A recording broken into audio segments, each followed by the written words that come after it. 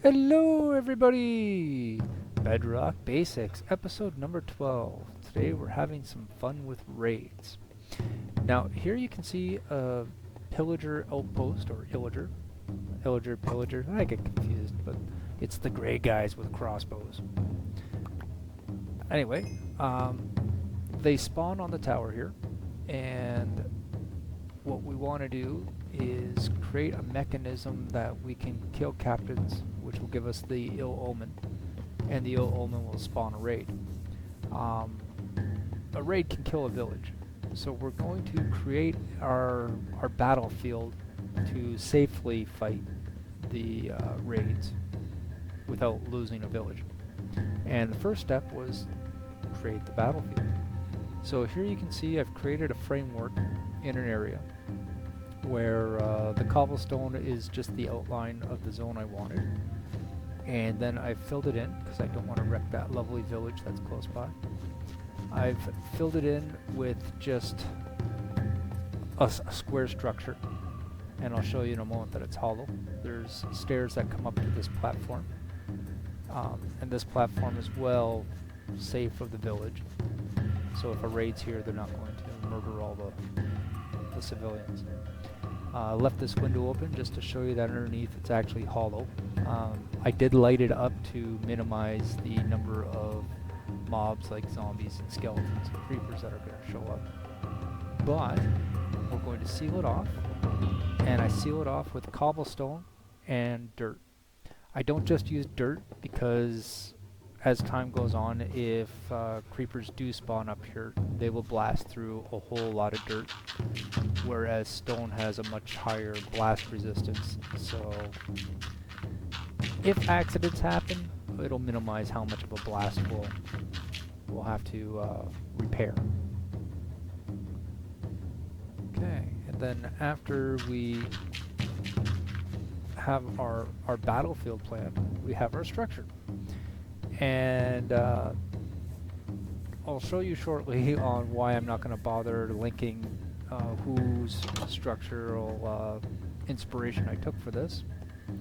I will show you that I spent a few days to build this structure, and in the basement it's got all my storage, more storage than I need. In the corner are little outlets of storage for smelters that I've thrown in the corners of the building. You can see a smelter is just a chest with input, a chest with fuel, and then the output goes down to the storage in the basement. And this is the battle level where I've got parapets to shoot down at the raiders that come in. And I really enjoyed this build. It's got a comfortable Norman keep aesthetic that feels nice, and the finished product is enjoyable. Enjoy your builds. Take pride in them.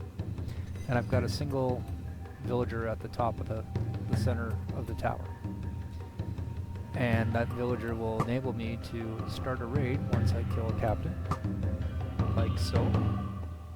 And there's my ill omen effect, and that's the key to starting a raid. And these guys will spawn in these towers, so that's why I built the battleground right close by to the tower. So with ill omen we come close to the villager, and that starts the raid. See the raid bar there. And unfortunately, the villagers are spawning inside the tower and on top of the roof. And this is just not gonna work. Not gonna work at all. Respawn is just so bad. So bad. Okay, there goes a week of gaming wasted. So we're proud of the tower, but we're also humble enough to admit that it's not going to do the job. So we tear her down.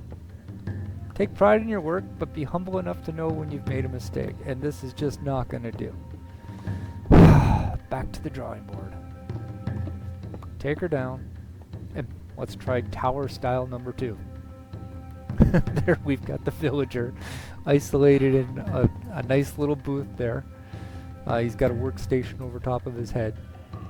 And yeah, so here's a big empty platform that if they spawn here, I can fight them without murdering the villager. And yeah, that last tower, it was just a few days wasted. I've got it up in the air because, as we know, and I showed you, underneath the dirt here, there's a lot of empty space, and I don't want them to spawn down there. So there's my smelters at the base of this tower, and the center of the tower, its core, is a big dirt pillar made out of all the hills that I had to flatten to make this area. So here we go again. We got the ill omen effect and take down his partners that he spawned with. Really, it's just the captain that gives you the ill omen. You don't have to loot this stuff, but I want it. And you'll see that I often put on a damage tool and then collect the experience points, because that will let my mending repair things. Now, raid has started. My villager is safe in that little box on the far side, and first wave here is just 4 crossbowmen. You can take them down pretty quickly with our super enchanted sword. Each one of these guys takes about 2 whacks and they're done. The Ravagers, which look like buffalo, they take a few more hits, but with this enchanted sword, two whacks and it'll kill a pillager. Wave 2, they've added the Vindicators, which hit pretty hard with their axes. And crossbows, they hurt as well. Wave 3, they've added the Ravagers. It's the big buffalo looking guys. They're going to take more than 2 hits to take down. But you can see I've created a choke point here. And that little trapdoor at the top makes it so that it's less than 2 blocks tall for access, and they need a full 2 blocks to be able to get at it. Wave 4 has added the witches, which in my mind are the biggest pain in the butt of the raids. So if you can get rid of them first. They throw potions, and the poison potion sucks. See there, I've got poisoned, and you can see my health is just winding away. Doesn't matter how much armor I'm wearing, that poison's wearing me away. In the future, I'll have to have buckets of milk with me or something to get rid of that effect, because it's just making life more difficult than it has to be. Okay, backing off, resting up, and I'll go back up as soon as my health is a little more stable. Opportunity to shoot a guy through a window. You can see the mob count at the top for this wave is down to 2. And again, this is wave number 4. And when these guys are dying, they're dropping experience points, which I pick up with my damage tools, and emeralds. Oh, so many emeralds, which you can use for paying villagers for trade, or a whole bunch of emeralds together can be used to build emerald blocks, which is what I'm really after, because emerald blocks, you'll see in a future episode, is what I use for the base of beacons, and that's a real big deal for it. There was one guy left in that wave, and he actually spawned down at the bottom, not at the top with his friends. Here we've got wave number 6. Could be 5 or 6, I'm losing track. There's evokers, vindicators, crossbowmen. I don't think I should have ran up here. You can see my health is down to 1. Oh, this was close. They almost got me, the buggers. Or rather, I almost bit off more than I could chew. Okay, wave 7. Everything. We've got Ravagers, we've got Evokers, we've got crossbowmen. You can hear the witches throwing their poison bottles. And the Evokers have even summoned these little Vexes to help them out. Basically a little flying fairy with an iron sword. They hurt, and they're quick. And they fly right through your brick walls. So I've backed off just to deal with them by themselves. Once I get rid of them, try to carry on with reducing the raid. Lots of food.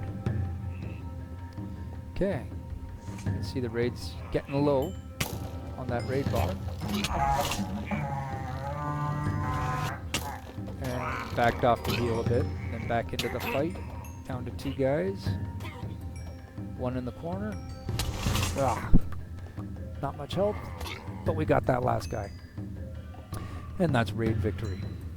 That was a whole lot of guys that dropped all this. This box was empty before the raid, and you can see that there's a lot of iron that was dropped. Half that iron seems to be enchanted. I play on hard difficulty, so my loots are higher. And you can see I've got over 80 emeralds that dropped off of all the raiders. And I have my shovel equipped, and I use a grinding stone to just rub the enchantments off of all the iron items, which is essentially repairing my mending tools. And then the remaining iron items, I'll use some for decorations, and then the rest I'll just smelt down for ingots. That's it. That's our fun with raids. Thanks for joining. See you next time.